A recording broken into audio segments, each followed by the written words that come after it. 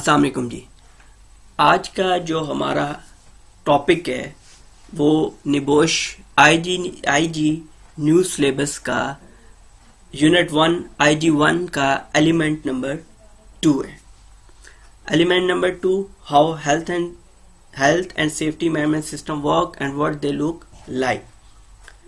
तो जी कोर्स का पूरा नाम NEBOSH international general certificate in occupational safety and health unit 1 है IG1 और उसका element number 2, how health and safety management systems work and what they look like. मतलब health and safety management system कैसा होगा और दे लुक लाइक वो किस तरह से काम करेगा, किस तरह से हम उसको इम्प्लीमेंट कर सकते हैं और अपनी जरूरत के मुताबिक उसको इस्तेमाल कर सकते हैं। उस मैनेजमेंट सिस्टम को जरूरत के मुताबिक कहने का मतलब ये है कि हर ऑर्गेनाइजेशन में स्पेसिफाइड तरीके से किस तरह से उसको हम सिस्टम का हिस्सा बनाएंगे।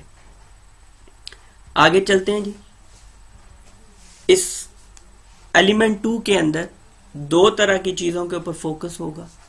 पहली चीज जिसको हम देखेंगे वो है give an overview of the elements of an occupational health and safety management system and the benefits of having a formal certified system।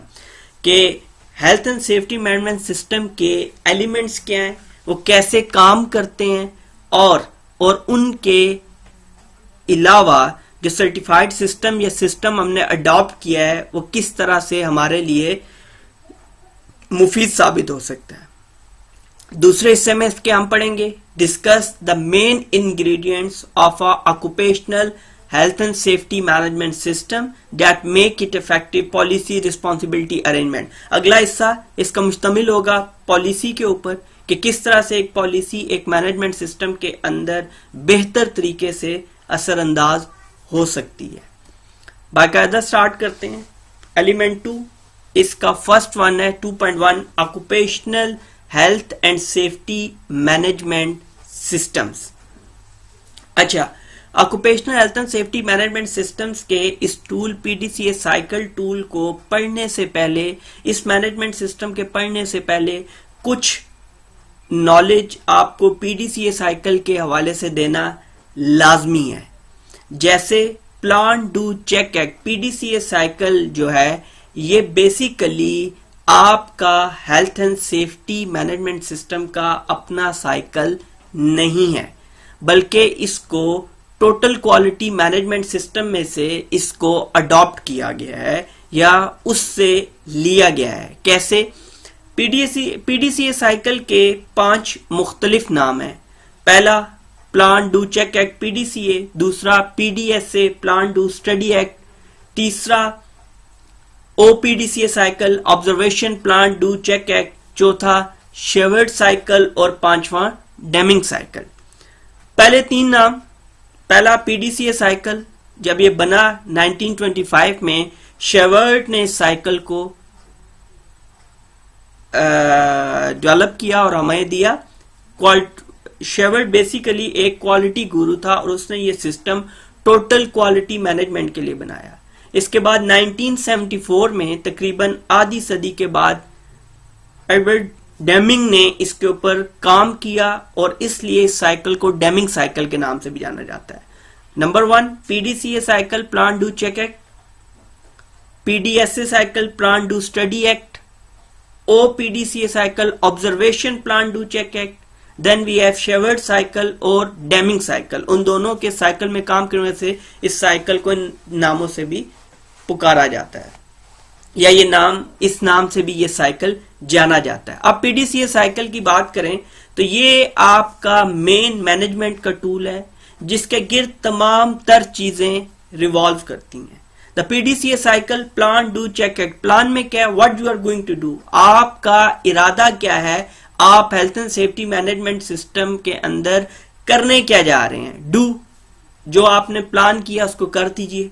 Check that what you are doing is working, आया जो काम आप कर रहे हैं वो कारामद है, मुयस्सर है, वर्किंग हालत में है या कि नहीं। Act if what you are doing could be improved, और अगर आपको चेक करने पे ये मालूम होता है कि इसमें इम्प्रूवमेंट जरूरत है, तो वो एक्ट की सूरत में हम इम्प्रूवमेंट्स करेंगे ताकि सिस्टम मेंटेन भी रहे और कंटिन्यूअस प्रोग्रेस की तरफ चलता रहे।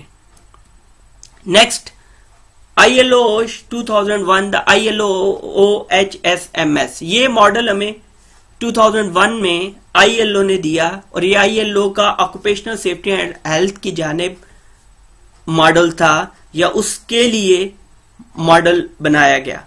इस मॉडल के अंदर आप देख सकते हैं कि इसके डिफरेंट एलिमेंट्स हैं: policy, organising, planning and implementing, evaluation phase, action for improvement and the last one audit. आप देख सकते हैं कि ऑडिट को स्लाइड की राइट साइड पे है और मेरे सामने लेफ्ट साइड पे मौजूद है। इसका मतलब यह है कि आप policy, organising, planning, evaluation, action for improvement, इन सब बातों को चेक करने के लिए हमें ऑडिट के प्रोसेस की जरूरत होगी, जिसकी मदद से हम ये तमाम तर चीजें देख सकते हैं या इन तमाम तर चीजों को ट्रैक पे रखने के लिए हमें ऑडिट का सहारा लेना पड़ेगा। आगे चलते हैं जी, इन्हीं एलिमेंट्स को, ये जो इस ILO OSH है, इसके एलिमेंट्स को समझते हैं। Number 1, policy, clear statement of commitment to health and safety. Policy जो है ये एक स्टेटमेंट है, रिटन स्टेटमेंट होती है जिसके ऊपर रूल्स एंड रेगुलेशंस मेंशन्ड होते हैं रिगार्डिंग हेल्थ एंड सेफ्टी, जिनको अपना के हम अपना health and safety management system बेहतर कर सकते हैं। ऑर्गेनाइजिंग में roles and responsibilities for health and safety, organising section में आपकी रोल्स और रिस्पॉन्सिबिलिटीज होंगी कि आपने हेल्थ एंड सेफ्टी के लिए किसने क्या किरदार अदा करना है या हेल्थ एंड सेफ्टी के अंदर किस बंदे की क्या डेजिग्नेशन है और उसकी क्या रिस्पॉन्सिबिलिटीज हैं। At all levels in the organisation में ये बात कर रहा है आपकी hierarchy of organisation. All levels मतलब टॉप मैनेजमेंट, उसके बाद मिडिल मैनेजमेंट और लोअर में हमारे पास वर्कर्स आ जाते हैं। Next, planning and implementing, detail arrangements to manage health and safety, risk assessment आप परफॉर्म करेंगे। प्लानिंग, आप किसी भी चीज को करने की मंसूबाबंदी करेंगे। देन इंप्लीमेंटिंग, वो जो मंसूबाबंदी कर दी जब आप उसको अमली शक्ल में कन्वर्ट करेंगे तो वो आपका इंप्लीमेंटिंग में कंसिडर होगा। Next we have evaluation. Evaluation जो है ये बेसिकली मॉनिटर करती है कि जो मेथड्स या कंट्रोल मेजर आपने लिए हैं आया उनकी इफेक्टिवनेस क्या है, आया वो इफेक्टिव हैं भी या के नहीं। Audit, independent critical and systematic review of the management system. ये एक ऐसा रिव्यू होता है मैनेजमेंट सिस्टम का जिसके अंदर चीजों को क्रिटिकली देखा जाता है। इंडिपेंडेंट इसलिए होता है कि इसमें किसी का भी कोई दबाव काबिल कबूल नहीं होगा और हकीकत के ऊपर मबनी, फैक्ट्स के ऊपर मबनी जो है वो रिव्यू लिया जाता है मैनेजमेंट सिस्टम का। एक्शन फॉर इम्प्रूवमेंट, ऐसी सूरत हाल जिसमें ऑडिट से हमें ये बात वाजे होती है कि हम लैग कर रहे हैं, तो ऐसी सूरत में ऑडिट जो है हमें क्लियर कट जो रिमेडियल एक्शंस देगा या हमें सजेशंस देगा, हमें वो अपने सिस्टम को करेक्ट करने के लिए यूज करनी पड़ेंगी। Continual improvement, the safety management system will develop over time. Continual improvement में ऐसा है कि आप चीजों को एक हफ्ते, एक महीने, एक साल में ठीक नहीं कर सकते, बल्कि एक वक्त दरकार होता है जिसकी मदद से आप कुछ टाइम जब चीजों को देते हैं तो वो कंटिन्यूअल इंप्रूवमेंट की जानिब गामजन हो जाती हैं। आगे जी, जिस तरह हमने पहले भी डिस्कस किया था कि ISO का जो स्टैंडर्ड हमारे लिए काबिले इस्तेमाल है या जो हमसे रेलेवेंट है, हमसे मुताल्लकत रखता है, मुताल्लिक है हमारे, वो ISO 45001 है, दी OHSMS स्टैंडर्ड। ये occupational health and safety management system का इंटरनेशनल ऑर्गेनाइजेशन फॉर स्टैंडर्डाइजेशन का स्टैंडर्ड है 45001, जो जिसके मुताबिक ऑर्गेनाइजेशन का health and safety management system का ऑडिट किया जाता है। अच्छा जी, मॉड्यूल 2.1 हमारा कंप्लीट हो गया। 2.1 के अंदर जो कुछ हमने पढ़ा उससे रिलेटेड पहली एक्सरसाइज हमारे साथ आ गई है, जिससे मैं पहले लेक्चर्स में भी बताता रहा हूं कि आपके पास जब भी मेरे लेक्चर के दौरान कोई भी एक्सरसाइज आए तो लाजिम है कि आप उस एक्सरसाइज को अपने तौर पर फिल आउट करें, अपने तौर पर प्रिपेयर करें, और उसके बाद जब वो प्रिपेयर हो जाए सजेशंस के लिए आप मेरे साथ शेयर करें मेरी ईमेल आईडी के ऊपर, मेरे व्हाट्सएप के ऊपर, ताकि मैं उसमें आपको मजीद कुछ गाइड कर सकूं। अच्छा जी, नेक्स्ट आ गया एलिमेंट 2.2। 2.2 मतलब एलिमेंट 2 का सेकंड पार्ट हमारे सामने इस टाइम पे मौजूद है। सेकंड पॉइंट जो हमारे पास टॉपिक है, सॉरी, ये कहता है making the management system work. अब सिर्फ मैनेजमेंट सिस्टम आपने बना नहीं देना, बल्कि उस मैनेजमेंट सिस्टम ने को काम भी करना चाहिए, या इस काबिल बनाएं कि वो काम करे। तो इसमें सबसे पहले आती है दी health and safety policy. Health and safety policy क्या चीज है, इसके बारे में ये मजीद हम पढ़ेंगे। इसकी वजह यह है कि health and safety policy health and safety management system की फाउंडेशन है। एन इंपॉर्टेंट डॉक्यूमेंट है जी, the foundation stone for good health and safety management in health and safety management in an organisation. Foundation stone बुनियादी है जी, बिल्कुल बुनियाद है। जब तक ये नहीं होगी तो आप सिस्टम का तयन नहीं कर सकते। Sets out the organisation's aim, इससे पता चलता है कि ऑर्गेनाइजेशन के मकासद क्या हैं। Identifies who is responsible for achieving these AIIMS, और ये आइडेंटिफाई करेगा कि कौन से मकासद हासिल करने के लिए कौन जिम्मेदार है। States how the aims are to be achieve, और फिर बतलाएगा कि आप अपने मकासद को अचीव कैसे कर सकते हैं, हासिल कैसे कर सकते हैं। Specific to each organisation requirement understood है। Health and safety policy should be specific. ये स्पेसिफिक इसलिए होगी कि फॉर एग्जांपल एक ही हेल्थ एंड सेफ्टी पॉलिसी तमाम तर ऑर्गेनाइजेशंस के अंदर कभी भी फिट इन नहीं हो सकती। उसकी रीजन क्या है कि for example if you are working in a construction industry, तो उसकी हेल्थ एंड सेफ्टी पॉलिसी कभी भी ऑयल एंड गैस इंडस्ट्री की हेल्थ एंड सेफ्टी के पॉलिसी के से मिलती जुलती नहीं हो सकती। तो दोनों के लिए एक ही हेल्थ एंड सेफ्टी पॉलिसी जो है वो कारामद नहीं होगी। एक नोट दिया गया नीचे, not to be confuse with policy in the health and safety management system model. आपने पॉलिसी के साथ कंफ्यूज नहीं होना, बल्कि पॉलिसी ही इसका स्टार्टिंग पॉइंट है, जिसको सामने रखते हुए तमाम तर मैनेजमेंट सिस्टम आपका काम करेगा। अच्छा जी, ग्रुप डिस्कशन आ गई। Why might the health and safety policy of two organization be different? ये जी आप सॉल्व करेंगे, सॉल्व करने के बाद मेरे साथ इसको शेयर करेंगे। Secondly, why is not there a prescribed one size fits all approach to developing a policy?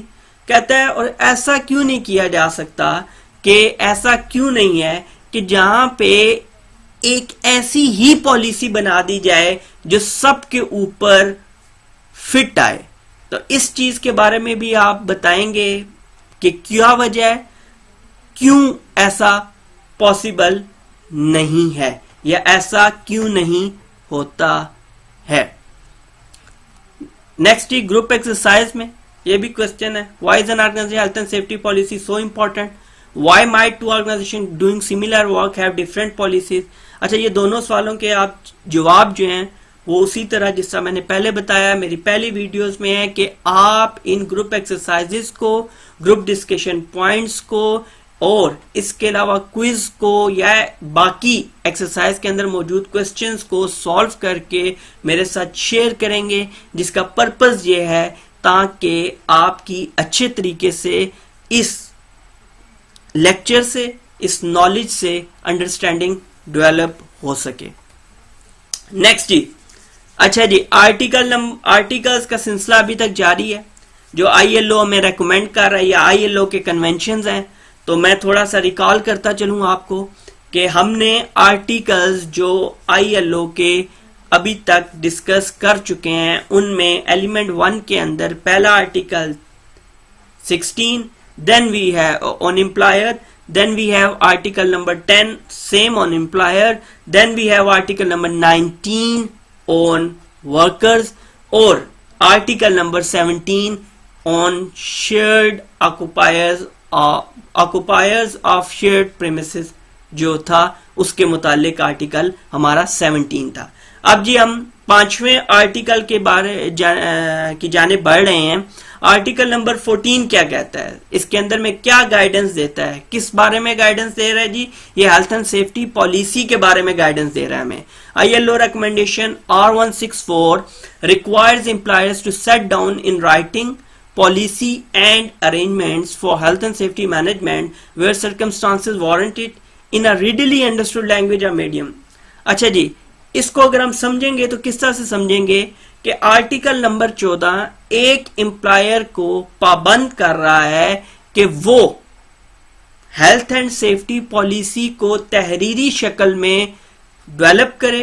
Develop करने के बाद वो दो काम करे, एक तो ये कि तमाम वर्कर्स तक इस हेल्थ एंड सेफ्टी पॉलिसी को वो पहुंचाए, और पहुंचाए भी किसमें? ऐसे मीडियम में, ऐसी जुबान में जो हर एक वर्कर के लिए काबिल कबूल हो। फॉर एग्जांपल डिफरेंट कंट्रीज में डिफरेंट नेशंस के लोग काम कर रहे होते हैं तो वहां पे लैंग्वेज बैरियर होता है। तो लाजमी बात है कि आप वर्कर्स को जो जुबान उनके लिए आसान है, सीखने में आसान, समझने में आसान है, तो उसी में आप ये अपनी हेल्थ एंड सेफ्टी पॉलिसी उन तक पहुंचाएंगे ताकि कोई भी worker health and safety policy के अंदर मौजूद रूल्स रेगुलेशंस वगैरह से दूर ना रहे। आगे चलते हैं जी। अब एक हेल्थ एंड सेफ्टी पॉलिसी को मजीद 3 हिस्सों में तकसीम कर लिया गया है। इस डिवीजन का पर्पस क्या है? इस डिवीजन का पर्पस ये है, हेल्थ एंड सेफ्टी पॉलिसी को हमने जो 3 हिस्सों में डिवाइड किया है, इसका पर्पस ये है ताकि हम हेल्थ एंड सेफ्टी पॉलिसी को बेहतर तरीके से पहले तो मरतब कर सकें, इस्टेब्लिश कर सकें, डेवलप कर सकें, और दूसरा हमें इसकी इम्प्लीमेंटेशन के दौरान कोई भी किसी भी तरह की दुश्वारी ना आए। जब हम हर पॉइंट को इसके एड्रेस करेंगे तो उसी सूरत में एक health and safety policy effective हो सकती है किसी भी ऑर्गेनाइजेशन के लिए। Number 1, statement of intent. हम करना क्या चाह रहे हैं जी? ऑर्गेनाइजेशन और कौन क्या करेगा, कौन इस स्टेटमेंट ऑफ इंटेंट के मुताबिक जाएगा, अरेंजमेंट्स और how they are going to do it, और कैसे किया जाएगा। पहली चीज आ गई हमारे पास general statement of intent. General statement of intent जिससे पहले डिस्कस हुआ, इसके अंदर ये चीज सामने लाई जाती है कि हम करना क्या चाह रहे हैं। इस सेक्शन के अंदर setting overall AIIMS and objective, हम तमाम तर एम्स, अपने मकासद जो हम हासिल करना चाह रहे हैं वो सेट करेंगे। कंप्लाइंग विद लॉ, कानून को फॉलो करेंगे। अचीविंग स्टैंडर्ड, और जो स्टैंडर्ड्स जिस तरह से ISO 9001 EMS मैनेजमेंट सिस्टम के स्टैंडर्ड्स हैं, इनको अचीव कैसे करेंगे। Reminds worker at all levels of their responsibility, हर लेवल पे, top management, middle management, lower management और वर्कर लेवल तक हर बंदे को उसकी जिम्मेदारियां याद करवाएंगे कि उसने क्या क्या करना है। Signed and dated by the most senior person. अच्छा, हेल्थ एंड सेफ्टी पॉलिसी का ये एक बहुत बड़ा अहम पॉइंट है, एक अहम नुक्ता है कि health and safety policy sign by most senior person क्यों होनी चाहिए और डेटेड क्यों होनी चाहिए। पहली बात तो ये है कि अगर ऑर्गेनाइजेशन में मिडिल या लोअर लेवल का वर्कर इसको साइन करता है तो इससे ऊपर वाले लोग कभी भी उसके ऊपर अमल दरामद नहीं करेंगे। दूसरा, it should be dated. Dated होने से ये पता चलता है कि कब कब हमें हेल्थ एंड सेफ्टी पॉलिसी का रिव्यू लेना है, या लास्ट टाइम जब health and safety policy develop की गई तब सर्कमस्टांसेस क्या थे, अब सर्कमस्टांसेस क्या हैं। तो इसके मुताबिक पीरियोडिकली भी हम हेल्थ एंड सेफ्टी पॉलिसी को जब रिव्यू लेते हैं तो उसकी डेट से ही हमें अंदाजा होता है कि हमारी पहले वाली हेल्थ एंड सेफ्टी पॉलिसी कितनी पुरानी हो चुकी है। तो ऐसी सूरत में हम उसका फिर रिव्यू लेते हैं। रेगुलर रिव्यू उस सूरत में होगा जब आपने पहले से इसको पीरियोडिकली आपने एक चीज डिसाइड की हुई है कि हमने annual health and safety policy का रिव्यू लेना है, 6 मंथली रिव्यू लेना है। ये डिपेंड करता है ऑर्गेनाइजेशन की पॉलिसीज के ऊपर। नेक्स्ट जी, अब सेटिंग स्मार्ट ऑब्जेक्टिव्स। स्मार्ट यहां पे एज एब्रिविएशन यूज हुआ है, जिससे बताने का मकसद ये है कि जब आप जनरल स्टेटमेंट ऑफ इंटेंट में ऑब्जेक्टिव सेट करेंगे तो वो ऑब्जेक्टिव्स आपके स्मार्ट होने चाहिए। कैसे? एज पर स्पेसिफिक, मखसूस हो कि अगर आप ऑयल एंड गैस इंडस्ट्री के लिए बना रहे हैं तो वो हेल्थ एंड सेफ्टी पॉलिसी के ऑब्जेक्टिव जो हैं वो उसी को ही मैच करते हों, मेजरेबल, जिनको आप मेजर कर सकें। और मेजर करने के लिए यहां पे वर्ड क्वांटिफाइड यूज हुआ है। टेक्निकली हम मेजर जब भी करेंगे तो हम पास्ट रिकॉर्ड्स की बिहाफ पे मेजर करेंगे, क्योंकि हेल्थ एंड सेफ्टी एक क्वालिटेटिव थिंग है। हेल्थ एंड सेफ्टी एक क्वांटिफाइबल चीज नहीं है कि हम इसको पहले से। तो ये वर्ड जो क्वांटिफाइड यहां पे यूज हुआ है, इसका मकसद बताने का यहां पे ये है कि पास्ट रिकॉर्ड्स को सामने रखते हुए, पास स्टैट्स को सामने रखते हुए आप देखेंगे कि आपने टारगेट्स अचीव किए या कि नहीं। अचीवेबल, हाँ, ऐसे ऑब्जेक्टिव्स होंगे जिनको हम अचीव करने की सलाहियत भी रखते हो।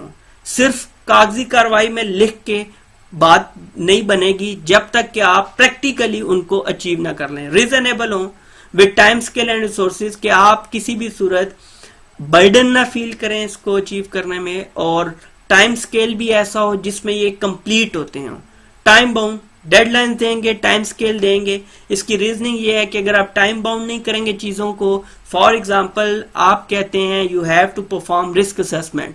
अब जब आपने कह दिया you have to perform risk assessment, आपने साल में एक बार की, कब की, बस रिस्क असेसमेंट, तो ऐसी सूरत में मैनेजमेंट सिस्टम ऑन ट्रैक नहीं रह सकता। तो ऐसी सूरत में आप डेडलाइन कैसे देंगे, जिससे यहाँ पे एग्जाम्पल भी मेंशन्ड है 48 risk assessment with in a 12 months period. तो अंडरस्टूड है 48 डिवाइडेड बाय 12 4, तो मतलब हर वीक में आपको एक रिस्क असेसमेंट परफॉर्म करनी पड़ेगी ऑन ट्रैक रहने के लिए।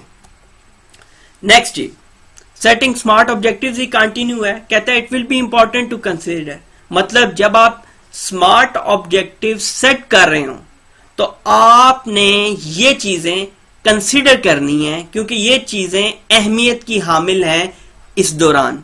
Who is going to set the objective? कौन है जो मकासद का तयन कर रहा है? How objectives will be set at each function level? और फिर इन मकासद को कैसे ऑर्गेनाइजेशन के हर फंक्शनल लेवल के ऊपर हम अचीव कर सकते हैं? लीगल एंड अदर रिक्वायरमेंट्स, इसके लिए हमें क्या कानूनी पेचीदगियां या क्या ऐसी रिक्वायरमेंट्स दूसरी ऑर्गेनाइजेशन की हैं जिनको फुलफिल करना हमारी जिम्मेदारी है? हैजर्ड्स क्या हैं ऑर्गेनाइजेशन के, रिस्क क्या हैं, टेक्नोलॉजिकल ऑप्शन हमारे पास क्या अवेलेबल हैं, उसके अलावा financial, operational and business requirement के माली तौर पर और प्रैक्टिकली इसको परफॉर्म करते हुए, और बिजनेस की क्या रिक्वायरमेंट हो सकती है, मतलब माली तौर पर, ऑपरेशनल और बिजनेस, हमें इसके अंदर क्या क्या चीजें दरकार होंगी। Views of interested party, interested party से मुराद कोई भी बंदा, कोई भी ऑर्गेनाइजेशन, कोई भी ग्रुप ऑफ पीपल जिनका इंटरेस्ट है इस बिजनेस में, बेसिकली स्टेक होल्डर्स, कि या तो जिन्होंने इन्वेस्ट किया हुआ है, या तो जो ये काम परफॉर्म करेंगे, या जनरल पब्लिक, कोई भी ऐसा जो इससे अफेक्ट हो सकता है इस काम से, तो उन तमाम तर लोगों के व्यूज लाजमी लिए जाएंगे ताकि किसी भी सूरत किसी को भी किसी भी तरह की शिकायत ना हो। आगे जी अगेन ग्रुप एक्सरसाइज आ गई। ग्रुप एक्सरसाइज में कहता है जी टारगेट में be included in the statement of intent to show commitment to improvement, ठीक हो गया। Why target should be included, general examples only needed, ये आप बताएंगे कि टारगेट्स क्यों हम इंक्लूड करते हैं जनरल स्टेटमेंट ऑफ इंटेंट में। आगे चलते हैं जी, आगे चलेंगे तो अब हमारा सेकंड पार्ट आ गया है। किसका सेकंड पार्ट आ गया है? जो हमने हेल्थ एंड सेफ्टी पॉलिसी के सेक्शंस डिस्कस किए थे उसके अंदर। पहला था जनरल स्टेटमेंट ऑफ इंटेंट, दूसरा ऑर्गेनाइजेशनल सेक्शन था। तो ऑर्गेनाइजेशनल सेक्शन में रोल्स एंड रिस्पॉन्सिबिलिटीज कि आपने अब स्टेटमेंट ऑफ इंटेंट तो बता दिया आपने, स्मार्ट ऑब्जेक्टिव सेट करके आपने बता दिया कि हमारे मकासद क्या हैं, हम करना क्या चाह रहे हैं। अब ये चीज यहां पे क्लियर की जाएगी कि ऑर्गेनाइजेशनल रोल्स एंड रिस्पॉन्सिबिलिटीज कैसे आप डिफाइन करेंगे या किस तरह से देंगे। पहले outline the chain of command for health and safety management system. Chain of command COC को बोलते हैं, जिसमें आपके MD से या GM से एक कमांड स्टार्ट होती है और वो नीचे वर्कर तक स्टेप बाय स्टेप आती है। ये chain of command system COC इसलिए डेवलप किया जाता है ताकि चीजें स्मूथली परफॉर्म होती रहें। आगे जी आइडेंटिफाई, इसके अंदर फिर हम रोल्स और रिस्पॉन्सिबिलिटी स्टाफ की आइडेंटिफाई करेंगे। Usually includes an organisational chart relating to health and safety, और ये ऑर्गेनाइजेशनल चार्ट इसी तरह है जिसमें सबसे ऊपर आपका GM या MD है, नीचे डिपार्टमेंटल डायरेक्टर्स आएंगे, उनके नीचे मैनेजर्स, मैनेजर्स के नीचे सुपरवाइजर्स, सुपरवाइजर्स के नीचे general worker. Then last one show lines of communication and feedback, और फिर उसके बाद आप किस तरह से चीजों को कम्युनिकेट करेंगे लोगों तक, वर्कर तक, ऊपर से नीचे कैसे चीजों को कम्युनिकेट किया जाएगा, और ऑर्गेनाइजेशन स्ट्रक्चर में नीचे से ऊपर कैसे फीडबैक को पहुंचाया जाएगा। ये जी जिसके बारे में मैं बात कर रहा था, आपके सामने ये ऑर्गेनाइजेशनल चार्ट मौजूद है जिसके ऊपर मैनेजिंग डायरेक्टर, अच्छा ये जो ऑर्गेनाइजेशन के ऊपर है, याद रखिएगा 1990s से पहले आपके ऑर्गेनाइजेशन स्ट्रक्चर के अंदर GM general manager, managing director और CEO तीनों लोगों के डेजिग्नेशंस मौजूद होते थे। अब जो नया स्ट्रक्चर, कुछ ऑर्गेनाइजेशन में आज तक ऐसा है, लेकिन जो न्यू स्ट्रक्चर डेवलप किया गया है एक मैनेजमेंट सिस्टम के अंदर रहते हुए, ऑर्गेनाइजेशनल स्ट्रक्चर या ऑर्गेनाइजेशनल रोल्स एंड रिस्पॉन्सिबिलिटी के हवाले से जो स्ट्रक्चर डेवलप किया गया है, उसमें अब सबसे ऊपर या तो मैनेजिंग डायरेक्टर होगा या CEO होगा या आपका जनरल मैनेजर होगा। उसके नीचे जी डायरेक्टर्स आगे, उससे नीचे मैनेजर्स, उससे नीचे सुपरवाइजर्स और उससे नीचे एम्प्लॉइज। और हेल्थ एंड सेफ्टी एडवाइजर को अगर आप देखें तो वो तमाम तर जो लेवल्स हैं उनके ऊपर इंटरेक्ट कर रहा है, उन तमाम तर लोगों से राब्ते में है, क्योंकि हेल्थ एंड सेफ्टी एडवाइजर ने मेक श्योर करनी है मैनेजिंग डायरेक्टर से लेके एम्प्लॉइज तक सबकी सेफ्टी को। अच्छा जी नेक्स्ट आ गया। अब इनकी जो रिस्पॉन्सिबिलिटीज हैं वो हम काफी डेप्थ में अपने आने वाले एलिमेंट के अंदर पढ़ेंगे, लेकिन यहां पे सिर्फ हम उनको आउटलाइन करके आगे चलेंगे। द CEO और MD ultimately responsible and accountable, क्योंकि वो चेयर कर रहा है पूरे सिस्टम को, तो ऐसी सूरत हाल में रिस्पॉन्सिबिलिटी और अकाउंटेबिलिटी उसी के साथ रहेगी। Management responsible for day to day management, जो टॉप मैनेजमेंट ने बता दिया उसको हर रोज की बुनियाद पे किस तरह से ऑन ट्रैक रखेगा, ये रिस्पॉन्सिबिलिटी मैनेजमेंट की है। All employees responsible for acting safely, जो वर्कर्स को बता दिया गया जो कि वर्कर के ऊपर रिस्पॉन्सिबिलिटी है article number 19 of ILO C155 के तहत के वर्कर को जो कुछ सिखाया गया वो उसको बरूए कार लाते हुए बेहतर तरीके से सेफली काम को परफॉर्म करेगा। Then we have competent person. Competent person कौन है? मैं कल भी बता चुका हूं, जो चीज चार चीजों के हामिल होंगे, कैट, knowledge, ability, training and experience.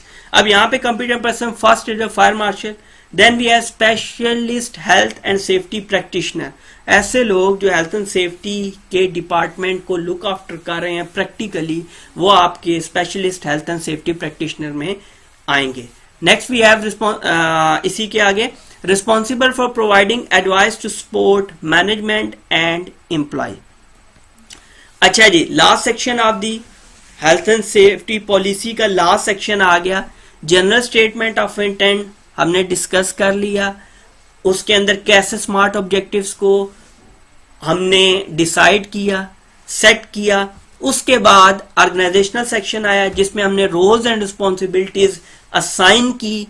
और उसके बाद अब अरेंजमेंट्स. अब हम अरेंजमेंट्स करेंगे कि इस सिस्टम को प्रैक्टिकली ऑन ट्रैक रखने के लिए या इस मैनेजमेंट सिस्टम को मेंटेन रखने के लिए हमें क्या क्या अरेंजमेंट्स करनी होंगी. अब इन अरेंजमेंट्स में जनरल टॉपिक्स में आता है हमारे पास कि इन जनरल कौन कौन सी हमें अरेंजमेंट्स करनी है. कैरिंग आउट रिस्क असेसमेंट, हम रिस्क असेसमेंट्स परफॉर्म करेंगे. इंफॉर्मेशन इंस्ट्रक्शन एंड ट्रेनिंग, हाँ एम्प्लॉयर वर्कर को इंफॉर्मेशन इंस्ट्रक्शन देगा, हदायत देगा और ट्रेनिंग देगा. Accident and near miss reporting, recording and investigation, जिसका हवाला मैं अपने पिछले लेक्चर में दे चुका हूं कि रिडर 1995 जिसकी अपडेटेड फॉर्म रिडर 2013 है, reporting of injuries, diseases, dangerous occurrences regulations 1995 and 2013 जो अपडेटेड फॉर्म है, उसके तहत आपको कोई भी छोटे से छोटा वाकया और बड़े से बड़ा हादसा हर सूरत रिपोर्ट करना है.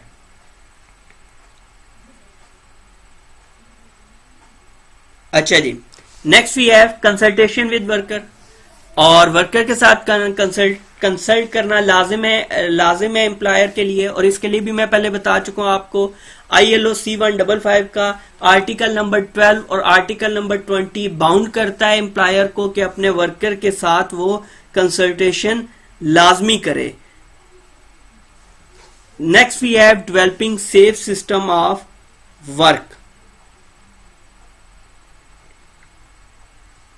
जब हम बात करेंगे सेफ सिस्टम ऑफ वर्क की, तो सेफ सिस्टम ऑफ वर्क हमारा आगे चल के पूरा टॉपिक भी है कि किस तरह से आपका सेफ सिस्टम ऑफ वर्क काम करता है. किसी भी काम को महफूज तरीके से सरंजाम देने के लिए हम कैसे सिस्टम्स को डेवलप करते हैं.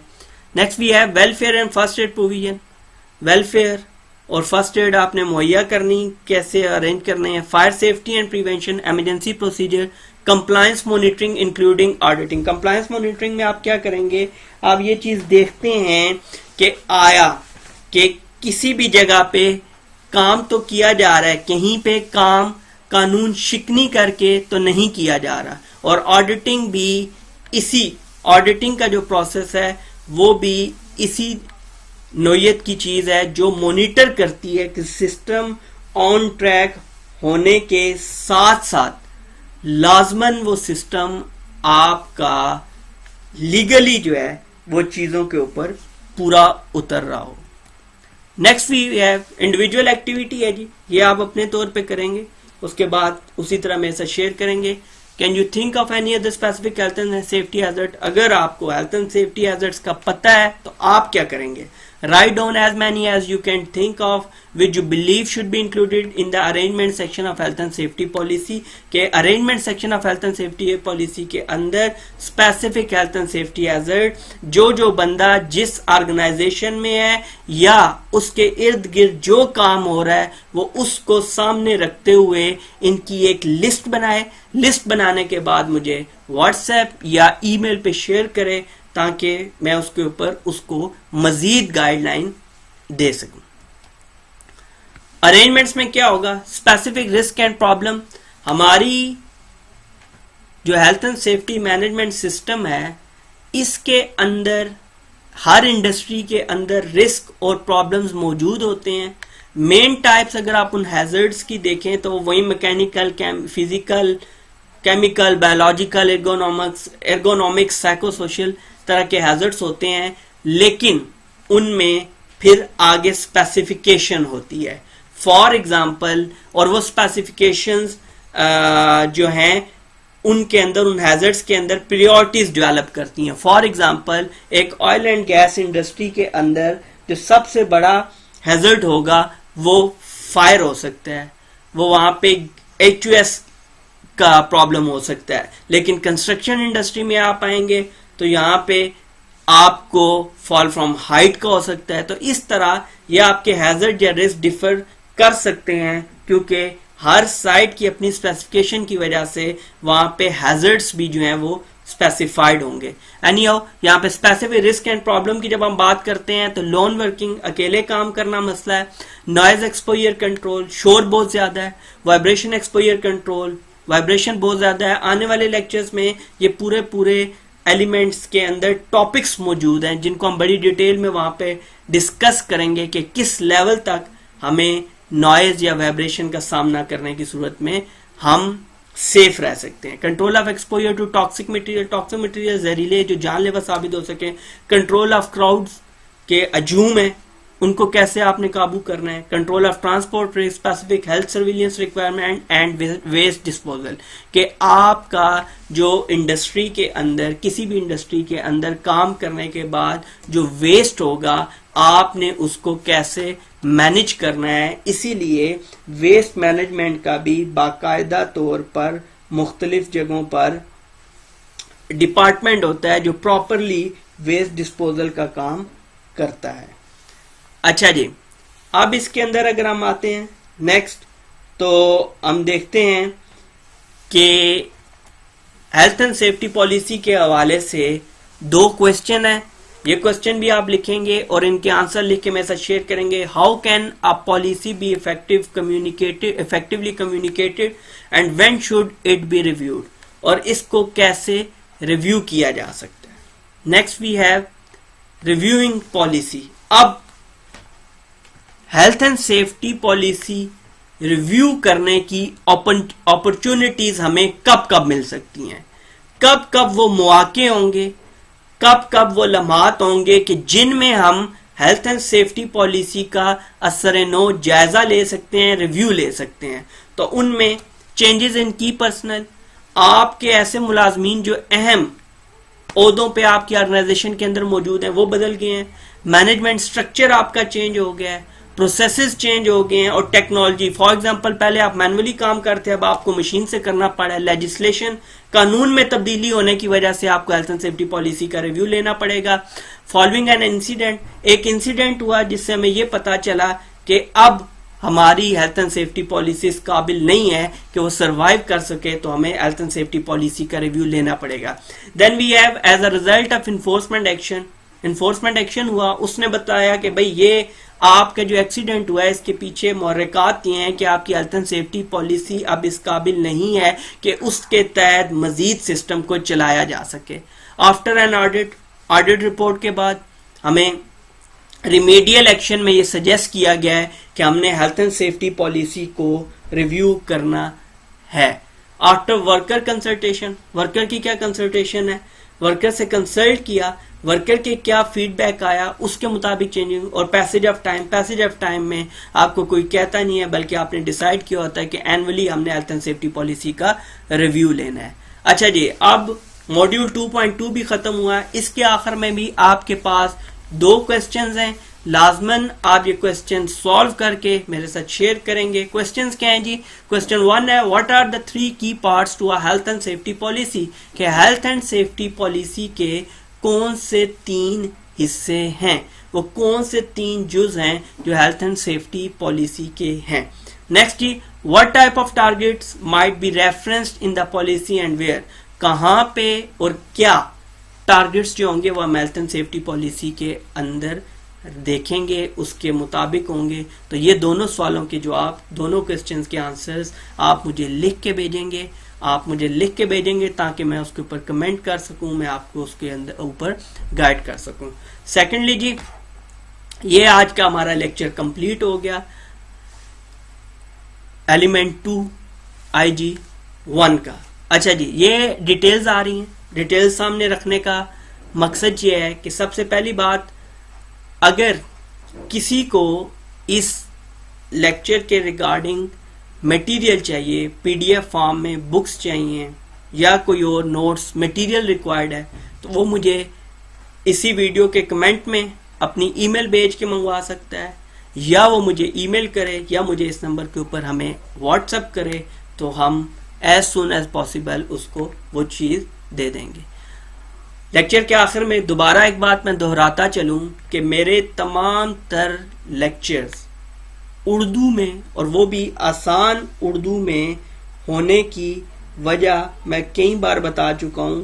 वो वजह ये है कि मेरा मकसद सिर्फ और सिर्फ प्रोफेशनल्स को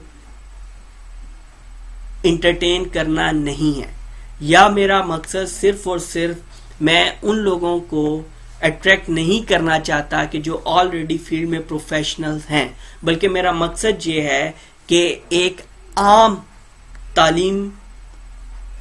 तालीम हासिल किया हुआ है इंसान और उससे लेके एक प्रोफेशनल तक कोई भी बंदा इन मेरी वीडियो से फ़ायदा ले सकता है, अपना नॉलेज बेहतर कर सकता है और हेल्थ एंड सेफ्टी की फील्ड में बेहतर तरीके से परफॉर्म कर सकता है।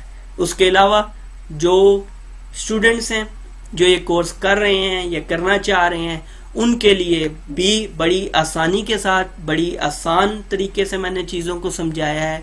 बावजूद इसके अगर आपको इसके अंदर कोई भी कमी या समझने में कुछ दुश्वारी पेश आ रही है तो आप मुझसे रब्ता कर सकते हैं, और रब्ता करने के लिए आपके सामने मीडियम्स मौजूद हैं कि आप मुझसे किस किस तरह से रब्ता कर सकते हैं। एक बात और ऐड करता चलूं, जो लोग मुझे एक सीक्वेंस के साथ फॉलो कर रहे हैं वो एक बात याद रखें कि IG1 एलिमेंट 3 जो होगा वो लेंथी एलिमेंट्स होने की वजह से मेरी तीन वीडियोस में पार्ट 1, पार्ट 2, पार्ट 3 में अपलोड होगा। तो इस बात का आपने ख्याल रखना है कि जब आप एलिमेंट 3 पे पहुंचें तो उस दौरान आपने मुकम्मल एलिमेंट 3 पढ़ने के लिए उन तीनों पार्ट्स को तफसीलन पढ़ना होगा। अभी तक के लिए इतना ही। इंशाल्लाह अपनी नेक्स्ट वीडियो के साथ बहुत जल्द आपसे मुलाकात होती है। अल्लाह हाफिज।